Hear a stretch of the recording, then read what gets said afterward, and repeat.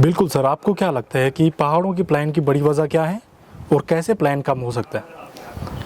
भाई पलायन की जो सबसे बड़ी वजह मुझे लगती है वो संसाधन है। क्योंकि कोई भी अपना घर तभी छोड़ेगा जब उसको वो सब चीज़ें जो उसको बेसिक जो मूलभूत सुविधाएं हैं वो मिलेगी, रोजगार मिलेगा, सिक्योरिटी चाहिए, जॉब चाहिए लोगों को, तो वो सारी चीज़ें यहाँ पर है नहीं। तो उसी पे हम लोग काम करें। हम लोग स्किल्स डेवलपमेंट सेंटर बनाएंगे कैमरे सोड में, जहाँ पर लोग ट्रेंड होंगे, जहाँ पर लोगों को एक रोजगार मिलेगा, चाहे वो एग्रीकल्चर के माध्यम से हो, पशुपालन के माध्यम से हो, और जो टूरिस्ट टूर गाइड के, और जब गांव इस तरह से विकसित हो जाएगा तो लोग देखने आएंगे। जी हाँ जी। तो सर कुछ दिनों पहले आपका प्रोग्राम था देहरादून में, मुख्यमंत्री के साथ में, हाँ जी। प्रवासी सम्मेलन करके, तो उसमें सर क्या विचार निकल के आए और कितने गांव उत्तराखंड के अंदर लोगों ने गोद लिए हैं? जी, इसकी शुरुआत माननीय मुख्यमंत्री जी ने पिछले साल की थी।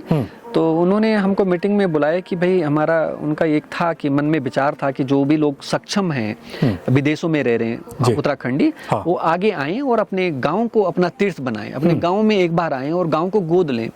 तो वहाँ से वो विचार निकल के आए उस मंथन से। तो हमारी काफ़ी डिस्कशन होती रही, मीटिंग होती रही पिछले साल। तो उन्होंने इस साल कहा कि हम एक काम करते हैं, प्रवासी प्रकोष्ठ बनाते हैं। उसमें 27 से ज़्यादा लोग, देशों के 80 से ज़्यादा लोग जुड़े हुए हैं हम लोग। जी। और उसमें मैं सौभाग्यशाली हूं कि मैं पहला व्यक्ति हूं जिसने एक नहीं 2 गांव गोद लिए। और 2 गांव गोद लेने के पीछे भी कारण था कि मैंने देखा कि मैं गोद लेना नहीं बोलूंगा, क्योंकि गांव को गोद लेना हमारी उसमें नहीं है, क्योंकि गांव ने हमको गोद ले रखा। गांव की सेवा का मौका मिला हमें। तो मैंने इसलिए भी 2 गांव बोले कि ताकि जो बाकी उसमें बहुत सारे लोग थे उसमें जो शुरुआत नहीं कर रहे थे, तो मैं कहा यार अगर मैं शुरुआत करूंगा तो बाकी लोगों को भी लगेगा यार इसने 2 लिए, मैं कम से कम 1 तो लूं। तो आज तक जो लगभग 17 से ज़्यादा प्रवासियों ने गांव अडॉप्ट किए हैं, 17 गांव। और मुझे लग रहा पिछले मीटिंग में आया कि कम से कम 35 से ज़्यादा लोगों ने अप्लाई करा है कि वो भी अपने गांव की सेवा करना चाहते हैं। तो ये आने वाले टाइम पे एक मील का पत्थर साबित होगा। क्योंकि लोग जब गांव का विकास करेंगे तो लोग रोजगार बढ़ेगा और लोग प्रेरित होंगे, और धीरे धीरे वो जो है गांव को विकास से वो एक इन्वेस्टमेंट में टर्न हो जाएगा। क्योंकि बहुत सारे लोग हैं जो विदेशों में रह रहे हैं और बहुत अच्छा कर रहे हैं। तो सरकार ने इसमें ये इस पहल का मैं बहुत स्वागत करता हूँ और बहुत ही एक अच्छा काम है। जी सर, मैं बात करना चाहूँगा इस बारे में कि आज से 20-25 साल पहले प्लान बहुत कम था और पहाड़ की खेती बाड़ी उस टाइम पे बहुत अच्छी होती भी थी, और अब बहुत प्लान हो चुका है कुछ 10 सालों के अंदर। तो इसके पीछे की वजह सरकार या फिर लोग?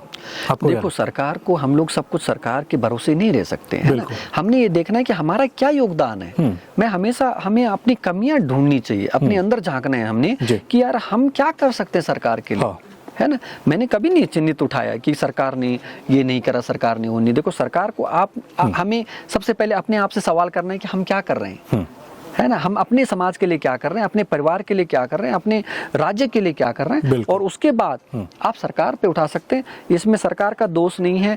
सरकार का एक हद तक सरकार को भी जो मूलभूत सुविधाएं हैं उसके लिए हम सरकार को चिन्हित कर सकते हैं कि आपने रोड नहीं दिया, आपने पानी नहीं दिया, और आपने जो जिस तरह से अभी कई बार यहाँ पर तेंदुए आ जाते हैं इस तरह का, तो वो सरकार का है। लेकिन बाकी काम तो आपको खुद ही करना है। 100% सर।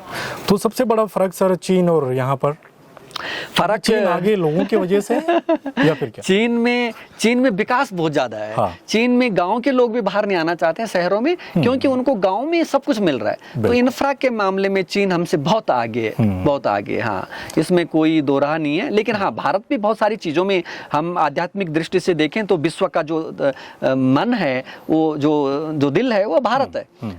और भारत के दृष्टि से देखें तो हमारा उत्तराखंड है जी। तो और आईटी सेक्टर में हो गया, बहुत सारी चीज़ों में हम लोग भारत बहुत आगे हैं। लेकिन जो इंफ्रा है उस मामले में हमें चीन से बहुत कुछ सीख सकते हैं हम लोग।